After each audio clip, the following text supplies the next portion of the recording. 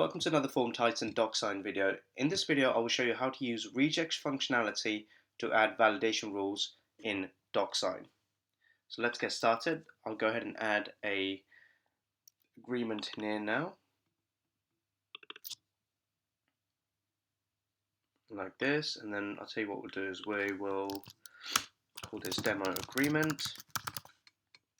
And I'm going to add some users right away. So we'll make this simple, nothing special, because at the end of the day, all I want to show you is how to add the regex functionality. So I don't need to bore you with all the additional details that are not required. So we'll add a signer, I'll add myself, and then I'll add my personal email. And then simply what I'm going to do is just add some, I'm only going to add text fields because that's the best way to sort of show you this functionality. Text field only, and we'll convert them with some validation rules. I'm going to go ahead and copy and paste these for now.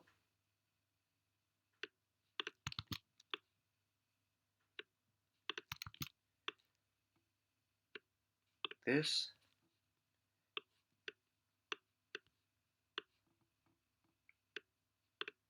And then I'm just going to go ahead and tag these as well. So we'll call this first name, last name, email, mobile, donated amount. And then, signature will remain a signature. Then let's go ahead and assign all these fields to this user. Cool. Time to write some validation rules and using regex functionality. So every time you click on the field, on the right hand side, you will see something called validation. You need to expand that, and you've got something called use regular expression, or regexp. When you check that, you can write your regular expression in here, and then also the error message to support it. Now, for example, let's take first name. I know in my first name I can only accept alphabetical characters only. I don't want any numbers in there. So I take the regex code, I paste it in here, and then I can write an error message saying you must enter alphabetical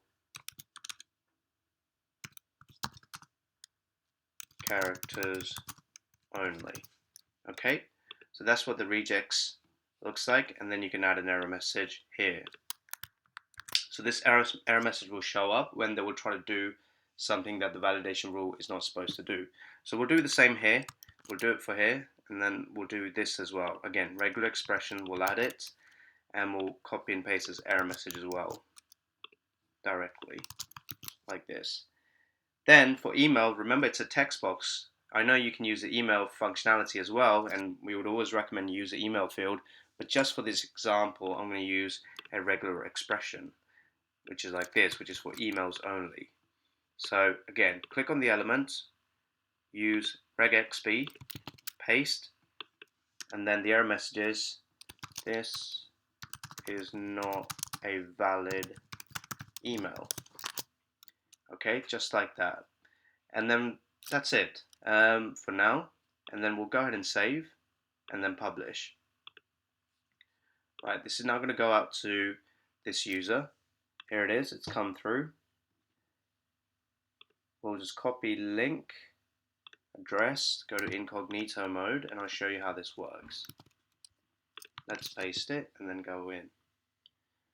Once you're in here, so remember, we set a regular expression on first name, last name, and email.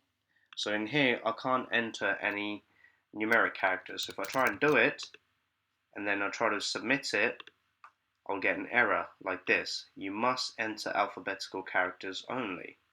Okay, so let's say I'll do Joe here, but then here I'll enter some numeric characters, and then try and finish sign. I'll get the same error message. You must enter alphabetical characters only. Fine. And then I enter blogs, so this should be fine now. But in email, if I just do Joe blogs, so, and that's it, I'll leave it like that and try to finish, it'll say this is not a valid email.